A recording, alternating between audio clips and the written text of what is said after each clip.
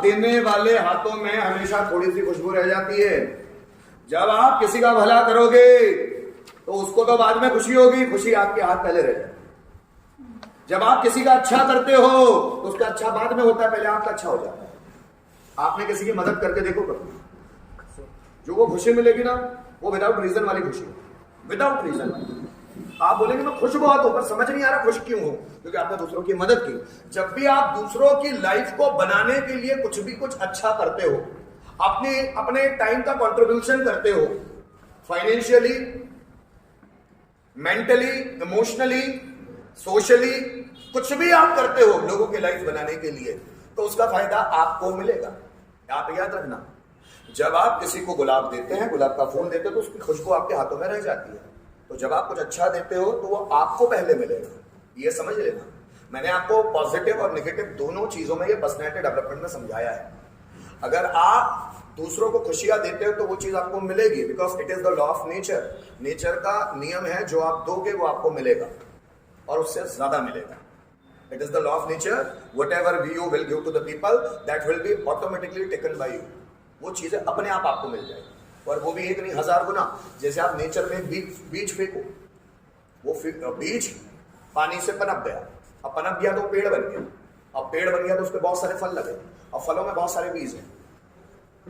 एक बीज ने हजारों बीज बना दिए, सिर्फ एक बीज ने। तो आपने नेचर को दिया सिर्फ एक बीज, और इस बीज ने हजारों बीज पैदा कर दिए। आप समझ रहे हो मेरी बात? तो जो आप देते हो वो आपको 1000 गुना ज्यादा वापस मिलेगा। पर ये कॉन्सेप्ट इसलिए लोगों के समझ में नहीं आती क्योंकि उनके चारों ओर तो ऐसा दिख रहा है कि हम तो देते हैं, पर लोग तो देते हैं, लोग तो स्वार्थी होते हैं। आप होने दो, इस दुनिया में कोई भी चीज आपसे कोई छीन नहीं सकता। आपके हिस्से की चीज आपसे इस दुनिया में कोई नहीं छीन सकता। आपको ऐसा लगता है टेम्पररीली मुझसे छीन ली जाएगी, अगर मैंने किसी को बता दिया तो वो चीज उसके पास आ जाएगी, बिल्कुल भी नहीं। ये हमारी सोच है, या ऐसा हमको लगता है। बेटा वहीं बैठ जाओ। ऐसा हमको लगता है कि कोई हमसे छीन लेगा, ऐसा कोई नहीं कर सकता। पैसा, मटेरियलिस्टिक चीजें छीनी जा सकती है, दिमागी चीजें को छीन ही नहीं सकता, ऐसा आपको सिर्फ लगेगा। तो दुनिया में ज्यादातर लोग अच्छा इसलिए नहीं करते क्योंकि उनको लगता है कि अच्छा करने का सिर्फ दुखद परिणाम आता है। लेकिन कहा जाता है, जैसे भगवत गीता में 3 कर्मों के बारे में बात की गई है, तीनों कर्मों को ध्यान से सुनना। एक होता है संचित कर्म, दूसरा होता है प्रारब्ध कर्म, और तीसरा होता है क्रियमाण कर्म। ये 3 कर्मों के बारे में भगवत गीता में कृष्ण बताते हैं। अगर ये तीनों कर्मों को सुधार लिया तो आपकी जिंदगी सुधर जाएगी। अब इसमें क्रियमाण कर्म मैं ज्यादा फोकस करूंगा उसको।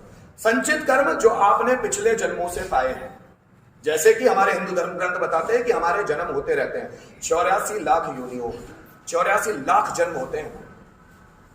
एक जन्म से दूसरा जन्म, दूसरे से तीसरा, फिर आप हर जन्मों में जो गलतियां करते आ रहे हो, उन गलतियों को कहते हैं संचित कर्म। की आपने जो जो गलत किया है और जो जो अच्छा किया है, वो आपको अगले जन्म में उसका कुछ ना कुछ अच्छा मिलता है। देखना, अचानक आपके साथ कुछ अच्छी चीजें हो जाती है, आप बोलेंगे अच्छा कैसे हुआ, मैंने तो कुछ किया ही नहीं था। पिछले जन्मों के अच्छे कर्म अपने आप होता है। फिर आपके साथ अचानक बुरा हो जाएगा तो मैंने तो बुरा किया ही नहीं, मेरे साथ बुरा हो गया। पिछले जन्मों के संचित कर्म। प्रारब्ध कर्म दूसरे नंबर पे आते हैं। एक संचित कर्म जो पिछले जन्मों में हमने अच्छा या बुरा किया है, दूसरा प्रारब्ध कर्म मतलब इसी जन्म में। जैसे अभी मेरी उम्र है 35 साल, तो 35 साल मतलब 1 साल से लेकर 35 साल तक प्रारब्ध में, पास्ट में मैंने जो जो गलत किया और जो जो अच्छा किया, उसको प्रारब्ध कर्म बोलते हैं। अभी 35 साल के पहले जितने भी मैंने अच्छे और बुरे कर्म किए, वो भी कर्मों में ऐड है, प्रारब्ध कर्म। अच्छा किया हो तो अच्छा मिलेगा, बुरा किया तो बुरा मिलेगा। और तीसरे होते क्रियमाण कर्म, जो अभी प्रोसेस में है, जो अभी मैं कर रहा हूं। मैं अभी किसी के साथ अच्छा कर रहा हूं, अभी किसी के साथ बुरा कर रहा हूं, क्रियमाण कर्म। इसलिए बोलता हूं क्रियमाण कर्म को ज्यादा बढ़ाओ, ताकि आपके संचित कर्म और प्रारब्ध कर्म कट जाए। अगर वो 100 है, अगर आप अच्छे कर्म करते चलोगे, वो कटते चले जाएंगे।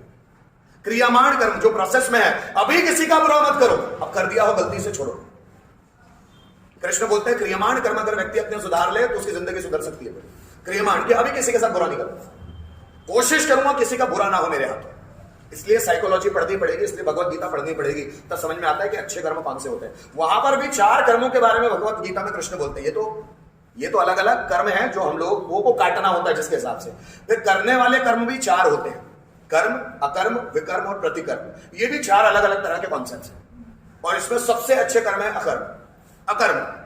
कि जो हमारे मन से होते चले जा रहे हैं, हम खुद उसमें कुछ करना नहीं चाहते।